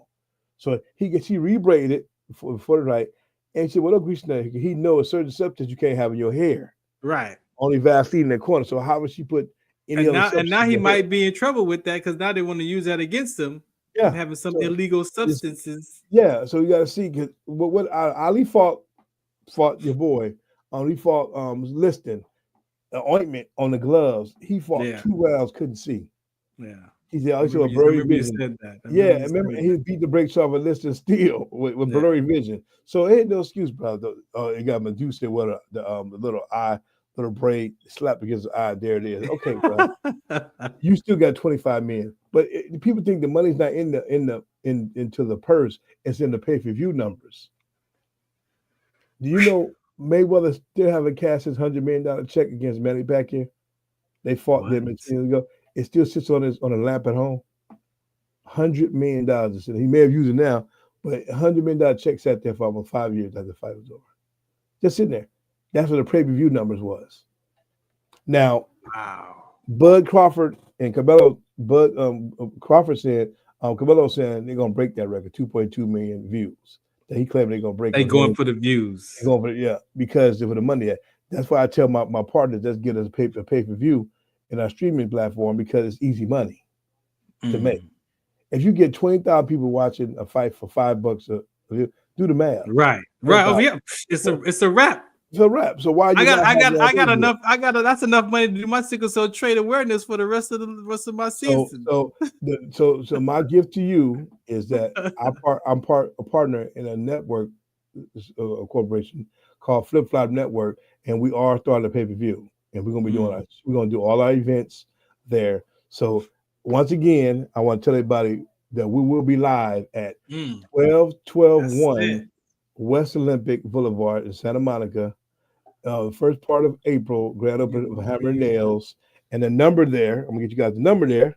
If y'all want to make some appointments right now, the number is 323-543-0001. That's 323-543-0001. Ask for Fez Russell, the owner. We'll make appointments when the grand opening come. But you get your nails done, you get the shaved, you get your feet rubbed, toes done. Baby. And you have some liquor. No cigar lounge yet, ladies and gentlemen. But look out, we're gonna be live. We're gonna be live there. So check us out. We're gonna build a platform. And any sponsors out there interested in sponsoring, bags and canvas, boxing equipment companies, let us know. We'll run your ad. You talk about Mr. Dozier about that, about how the price of the ad to be. But we'll run your ad on our sports show. And we're in the process now. I guess we talk about moving the night maybe to maybe Wednesday nights for a while, or we might stay on Sundays. But I will be coming to the studio more because I'm working on a project out in that area closer because I live in Los Angeles. But I have a sister in Corona, but I still go out there and visit and a surprise up in the in the studio. I love being in the studio because there's nothing like it. I'm at the house right now. This is exactly the house you are here. But see, when studio, it takes a whole different platform when you're in the studio. Yeah. And so we're going to make people understand that we're going to take Bags to Canvas to the next level, showing the politics of sports, what sports is really all about. So we're gonna have a couple of guests on there next week. I'm working on getting Mr. Rodney Rippey next week on there because Rodney, the big advocate for the veterans. Him and Mr. What was his brother's name? Who's with him? Bill.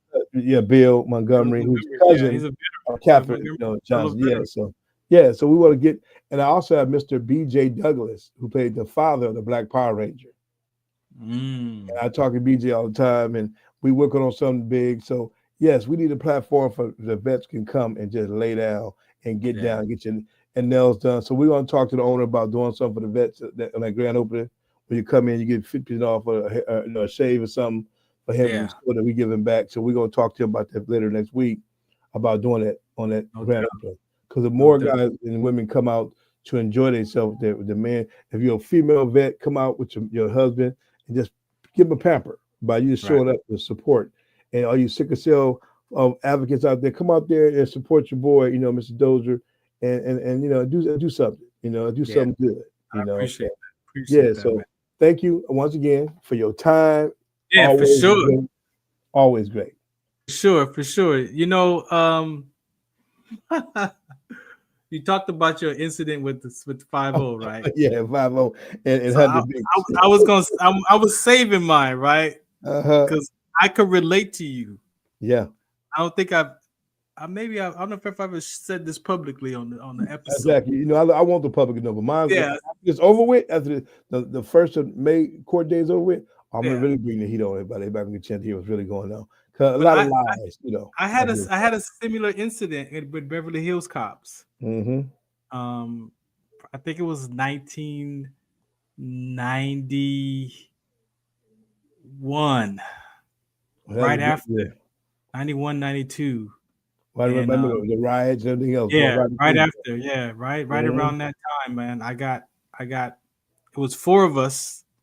My buddy, he's passed away. Sorry, he was driving his girlfriend's new Honda Accord. Oh Lord, Purchased. You're right. So you remember back then, a Honda Accord was a very high priced car back then. Yes, it was back then, boy. Now check it. It's brand new, and she purchased it from Beverly Hills Honda. Now you got 4 brothers in a brand new Honda Accord in Beverly Hills one night, leaving one of the restaurants. And you could afford to pay for it too. We could afford to pay for it, right? Exactly. Now, brand new, no plates, everything stickers there, it's his girlfriend's car. So I'm riding in the car with my pistol. Boy. And I had it was mine. Yep. But what I didn't want to do was, because we were going out that day, I didn't want to leave it in my car. Bingo. So I brought it with me. And I was like, okay. So we're riding around all day. We was going all day. 1 o'clock in the morning, we go to this restaurant. I think it was Larry Parker's or some restaurant in Beverly, for Robertson and Pico. Yeah, you're about. Right? And so we go in there. He makes the turn. The restaurant is right here on the right-hand side. The line is packed. It's like 1:30. The line's packed. Oh, yeah. And we're like, bro, we're not going in. It's already, we've been riding around. We've been car joyriding all day long. Like, let's go home, man. I gotta get home, right? Denny's, man. That's the case. So we make the right, and then he does a turn, turns around. And as we get to the intersection, there's a canine car at the light. Not the dog. That's gonna go the same direction when we make this left, right? So I tell him, I say, yo, check this out, bro. And I could, Big Dre, I felt it. Yeah. I felt it in my gut. I said, bro, check this out. When you make this left, pull over so we could get out of the car. Yeah, but and let them go by. Yeah, let me figure it out and do something. He's like, no, he ain't gonna mess with us. I said, bro, pull over, make the left and pull over. Like you gotta let and park and let him go by, and we gonna get out the car. Man, Big Dre, he didn't do it, Big Dre. Here come that red blue light. He made the left, Big Dre, and I'm in the car like, you gotta be kidding me, bro. And so the cop car comes up next to us. He backs off, comes up again, backs off, gets behind us. Yep, like the Air Force, like the F-15s do. got behind us, and I'm like, all right, and my heart was like, it's about y'all about to get stopped. Man, you stopped. So I took the pistol and I threw it under the floor. Got you. And I was like, you know what? I told myself, I said, he gonna have to find it on his own. Because I ain't saying nothing, right? As soon as we got to the light to make the right to go down Robertson, man, whoop. Yep. He turned the lights on, bro. Now we sitting there. And like you said with yours, like 6 cars came. Like 6 cars. For those who understand, Beverly Hills only has a 1.7 mile radius to patrol. That's it, ladies and gentlemen. Out of a fact, they 6 cars. So I'm in the back seat behind the passenger. My buddy's driving. My buddy's in the front, and a buddy here. Now Stan next to me got a hat on backwards with the chronic leaf on the back of it. Man. So you hear people say 4 blacks in a vehicle driving. Bro, that was us that night, bro. He pulled us over, pulled us out the car. Long story short, he finds on a curb, bro. And so I knew after he went to the front with his flashlight, he came back. He kept asking us, whose car is this? We like, bro, it's my buddy's car. It's his girlfriend's car. Like, my car is in front of their apartment. Like, what's the problem? Do she know you in the car? Whose car is this? He asking all of us, bro. Yeah. So after he goes to the back seat where I was sitting, he's got the flashlight back there looking around. And I was like, you know what? He gonna find it. Mhm. So I reached in my wallet and I put up my receipt that I had purchased a pistol with because it was Mhm. mine. Oh yeah. He comes up, man, with his pinky finger, like, whose does this belong to? Here's my receipt, brother. It's mine. You know? I was like, that's mine. So they grab me, they handcuff us, click, click, click, click. He stands me up and says, "Oh yeah, we got a call that somebody was brandishing a firearm."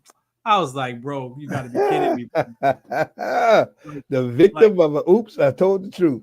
Now you somebody called us a brandishing a firearm, and y'all fit the description. That's why I'm like, bro, for real. Well, I call it the Pinocchio dome syndrome. Bro. That's what I call it. You lying.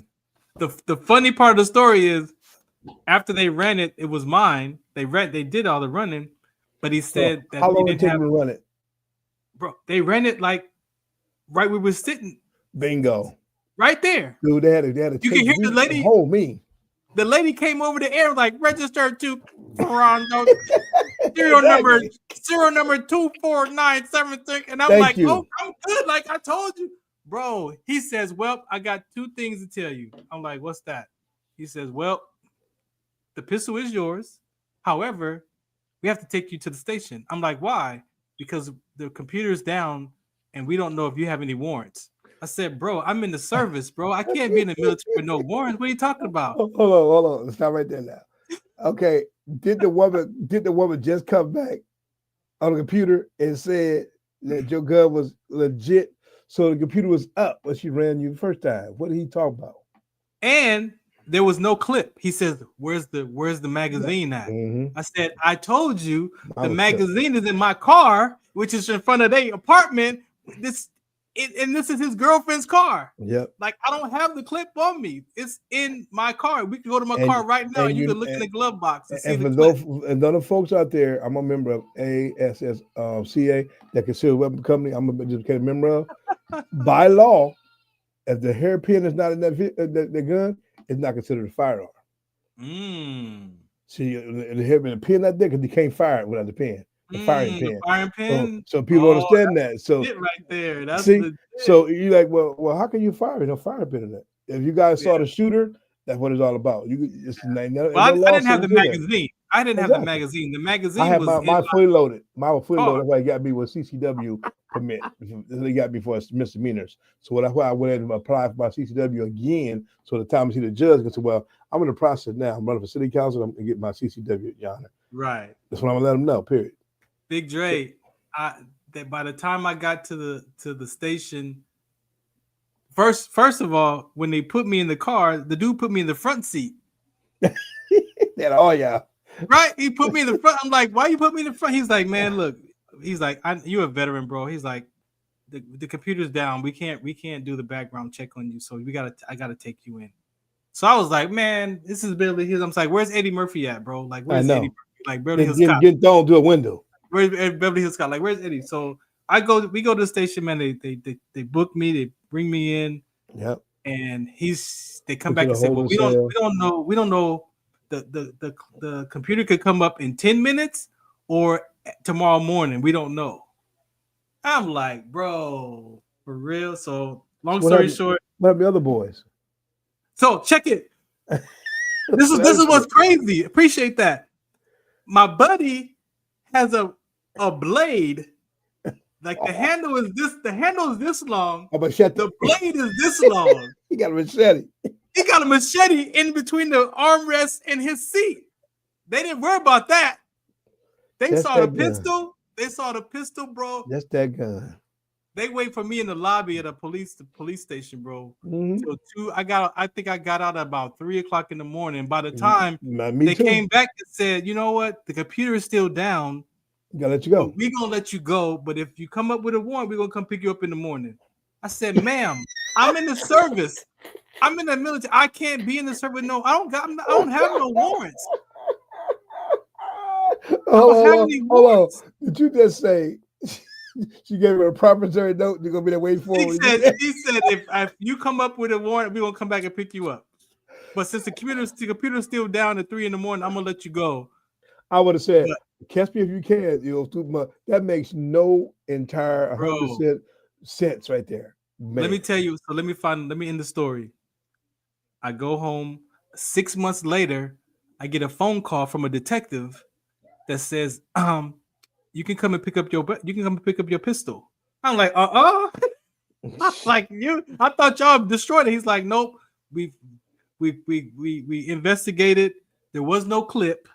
So, and the way that the officers handled it, there was no reason for them to take you. So they gave me my pistol back. And I would have, that's why I'm trying to figure out why they did that to me, help me. I'm thinking they're gonna take it and destroy it. No, they called me and had it in an envelope at the station and said, you can come and pick up your pistol.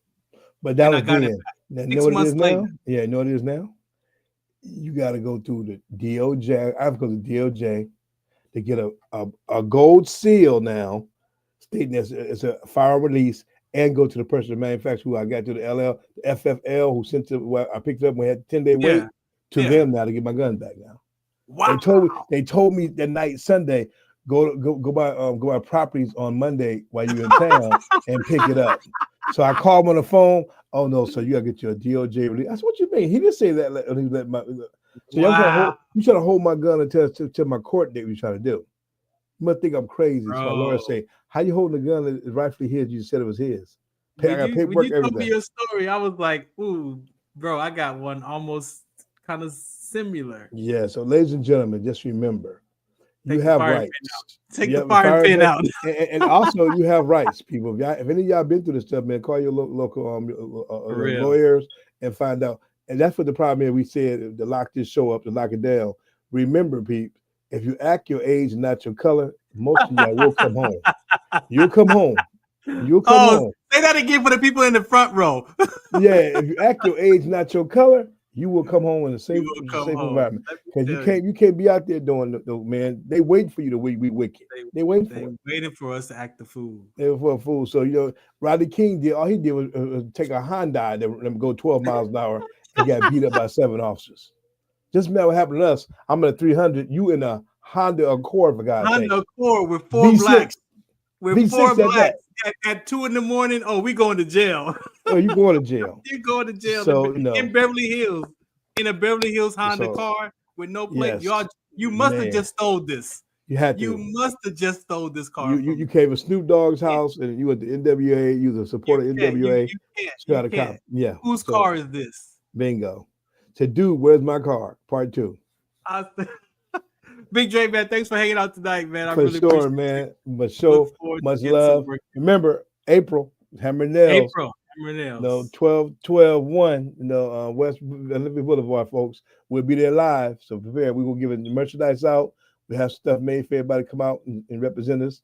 So we got you. No, thanks, Big Dre, man. Peace out. Blessings.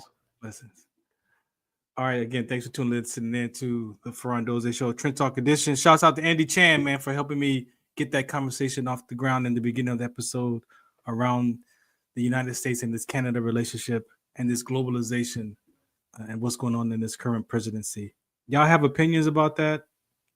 Nobody's opinion is wrong,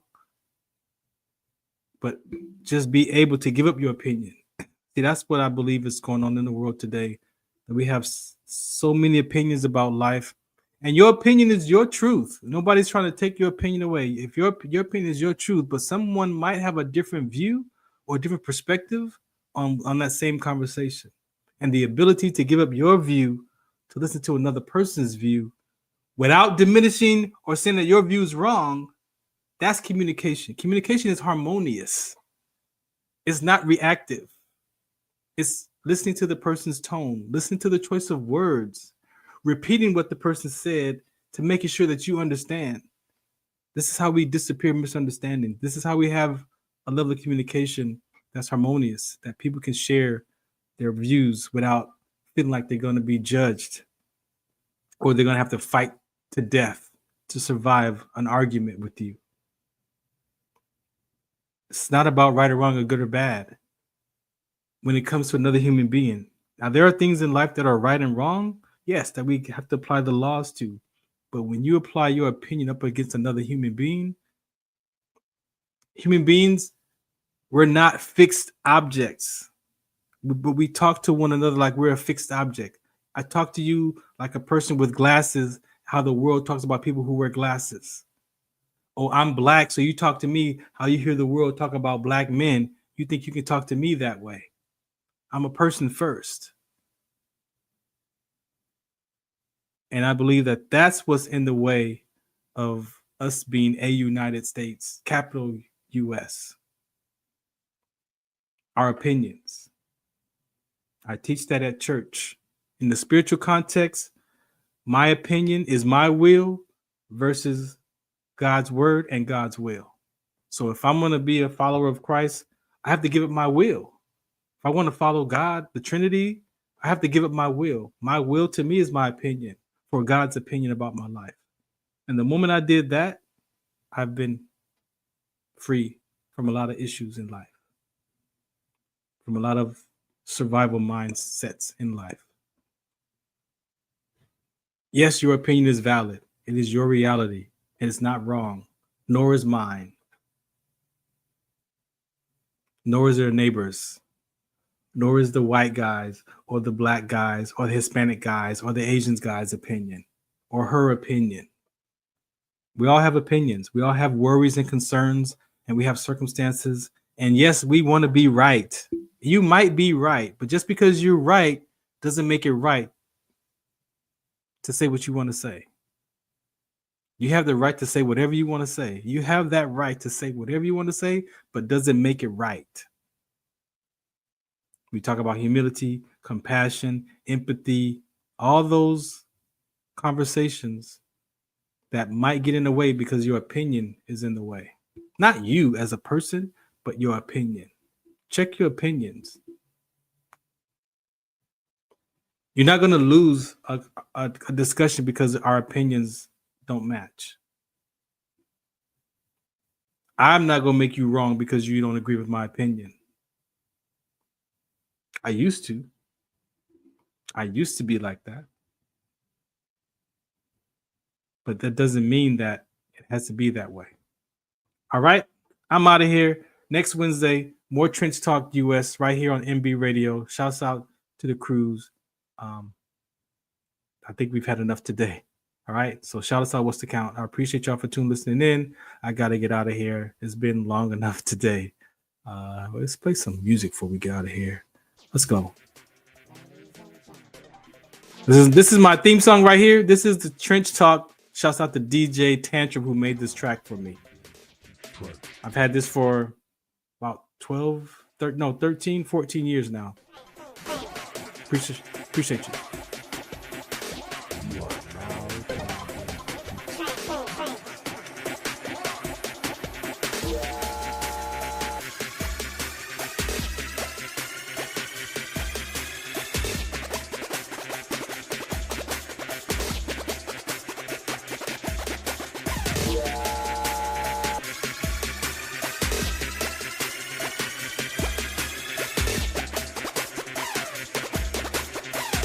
This is my favorite part right here.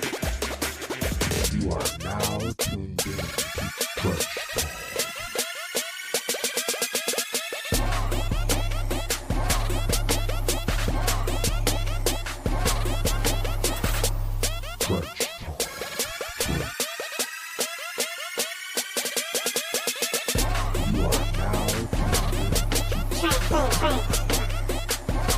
to Ladies and gentlemen, thank you for tuning in to Military Broadcast Radio.